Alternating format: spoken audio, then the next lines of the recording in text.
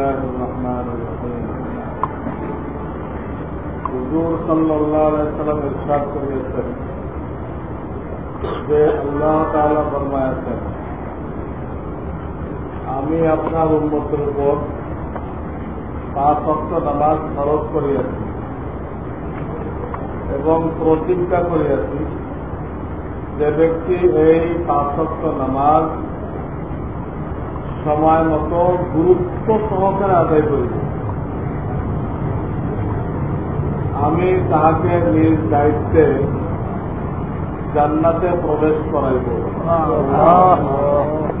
আর যে ব্যক্তি গুরুত্ব সহকারে এই নামাজ সমূহ আদায় করিবে না, পরে মুখ রক্তে দেয় তাড়াহুড়া করে, তাহার ব্যাপারে আমার কোনো দায়িত্ব নেই, কোনো আদাও করে নেই। এই জন্য সময় মতো পড়তে হবে এবং জামাতের সাথে পড়তে হবে। পুরুষ যারা তারা জামাতের সাথে পড়তে হবে। আল্লাহ তাআলা আমাদেরকে তৌফিক দান।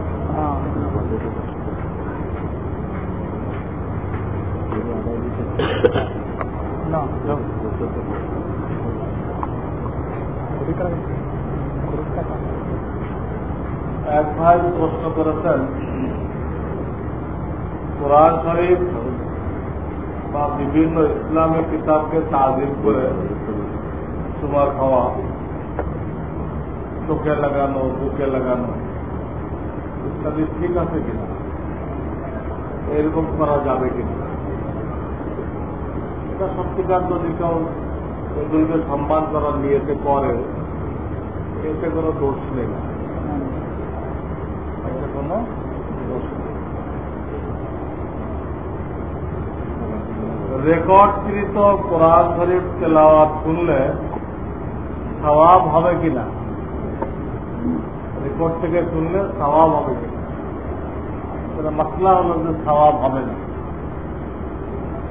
এটা একমাত্র যারা সহি করতে চায় নিজের তেলাওয়াত, তারা কিছু সাহায্য নিতে পারে, কিন্তু সওয়াব হাসিল করার যদি উদ্দেশ্য থাকে, সরাসরি কারো তেলাওয়াত শুনতে হবে, সরাসরি।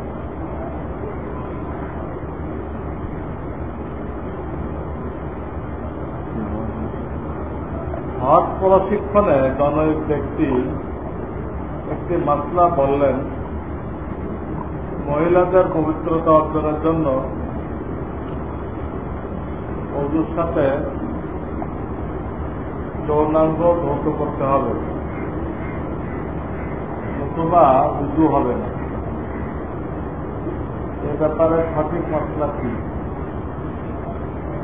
উযু করার আগে যদি পেশাব না করে থাকে এবং তার কোনো লিকুরিয়ারও সমস্যা নেই, তাহলে কি প্রয়োজন? ধোয়া, এগুলো পেশাব করা হয়েছে, সে তো ধুবে। অনেকে লিকুরিয়ার সমস্যা থাকে, সাদা সেরাম, ওই জন্য ধুইতে হয়। কিন্তু কোনোটা যদি না থাকে, আর খাওয়া মহিলাদের বলা হয় যে আপনারা উযু করার আগে বাথরুমে যেয়ে ধুয়ে আসবেন, ফালতু কথা। খাওয়া বলে থাকলে ঠিক। নামাজের শুরুতে যেখানে দাঁড়ায়, নামাজের 2টা রাকাতের মধ্যে পা ওই জায়গায় থেকে 3-4 আঙুল সোজা পিছনে চলে যায়,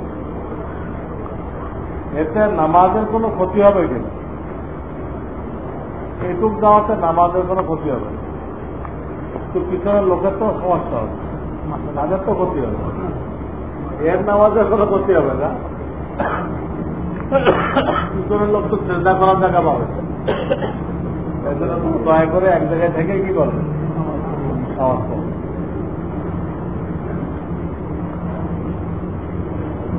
আমি মেসওয়াক দিয়ে উযু করি।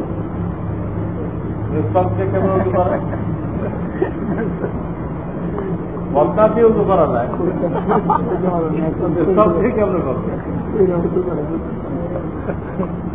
হ্যাঁ,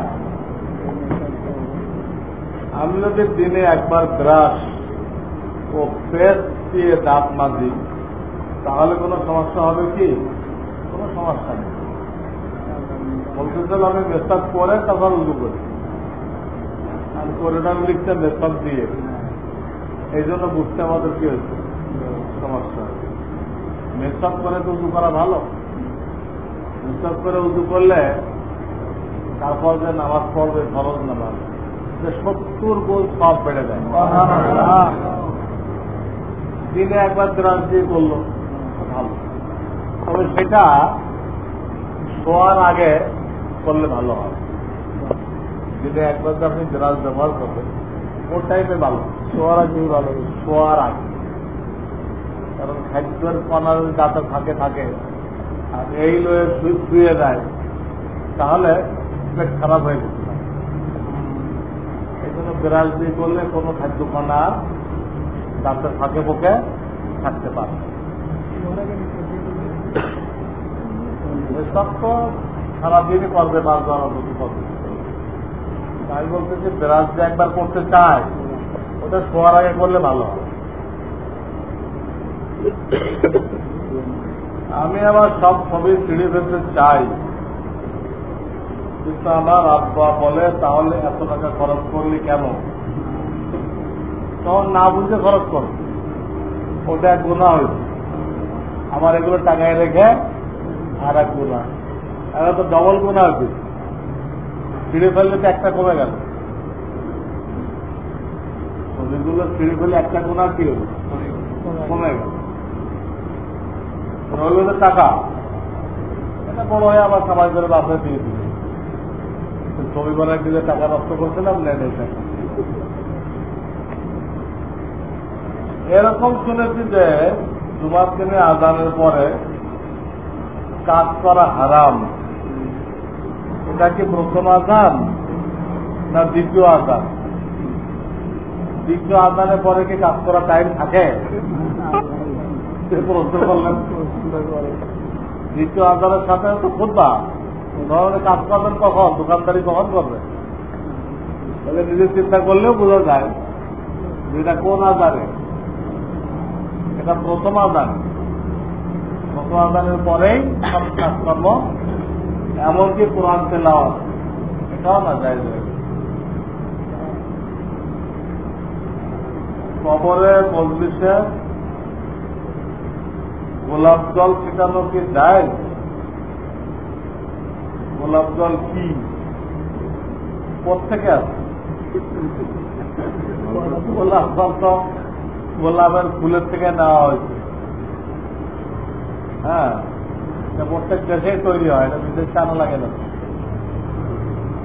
এটা মজলিসে ছিটাইলে মানুষের একটু ঘেরান লাগে, ক্ষতি নেই। কিন্তু কবরে শেখানোর তো কোনো ফায়দা নেই। কবরে কি জন্য শিখাইবে? কবর পাশের এই ঘেরানের কোনো দরকার নেই। তাকে তো আল্লাহ তাআলা বেহেশতের ঘেরান দিয়ে দিচ্ছে, গোলাপ জলের দরকার নেই। আর গোলাপ জল না যদি বলে গোলাপ পানি বলি, তাহলে কি সমস্যা হয়? গোলাপ পানি বলে কোনো সমস্যা হয়? হ্যাঁ, গোলাপ পানি। তুমি কেন হিন্দুয়ানি জল বলতে দেবে? 2.5 বছর ধরে ঢাকায় সরকারি চাকরি করছি, অচিরে যে বদলি হবে এমন কোনো সম্ভাবনা নেই। এখানে আমার কোনো বাড়ি বা নিজস্ব জায়গা নেই, আত্মীয়দের বাসায় থাকি।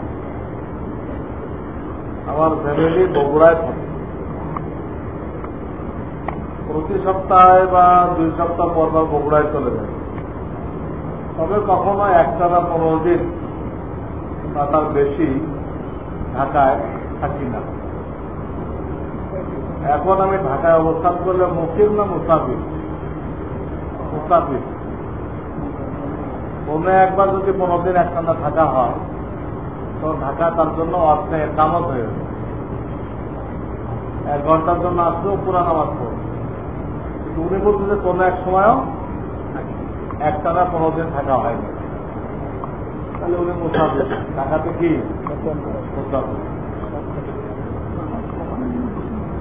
সরকার যে ঘড়ির কাঁটা 1 ঘন্টা আগায়া দিচ্ছে, এটা নামাজের কি হুকুম? নামাজ সব অরিজিনাল টাইমে ঠিক থাকে। ঘড়ি কাটা ঘুরাই রেখে নামাজ কাটতে যাবে নাকি? বলার সময় হয়তো বেশ খুব বলবেন যে আপনাদের এখানে জুমার নামাজ কয়টায় শুরু হয়, এতদিন কইছেন 1:30টায়, আর কইবেন 2:30টায়, কিন্তু মূলত তো 1:30টা ঠিকই আছে।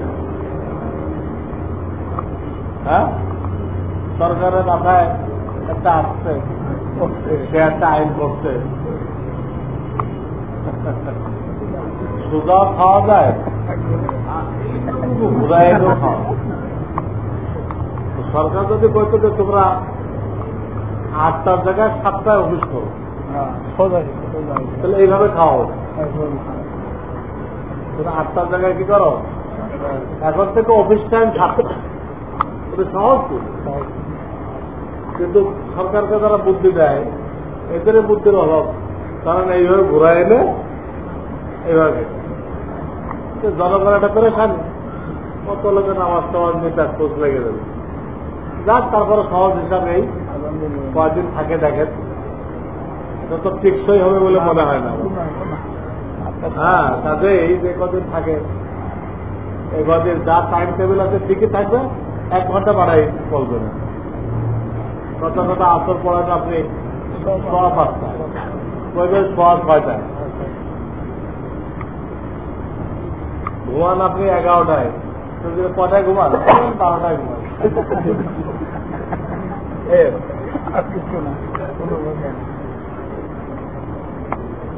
سبحان الله وبحمده سبحان الله العظيم اللهم صل على سيدنا محمد النبي الأمي وعلى آله وسلم تسليما ربنا لا تزغ قلوبنا بعد إذ هديتنا وهب لنا من لدنك رحمة إنك أنت الوهاب اللهم إنا نسألك الجنة ونعوذ بك من النار اللهم إنا نسألك رضاك وجنتك ونعوذ بك من غضبك ومن النار سبحان ربك رب العزة عما يصفون وسلام على المرسلين والحمد لله رب العالمين.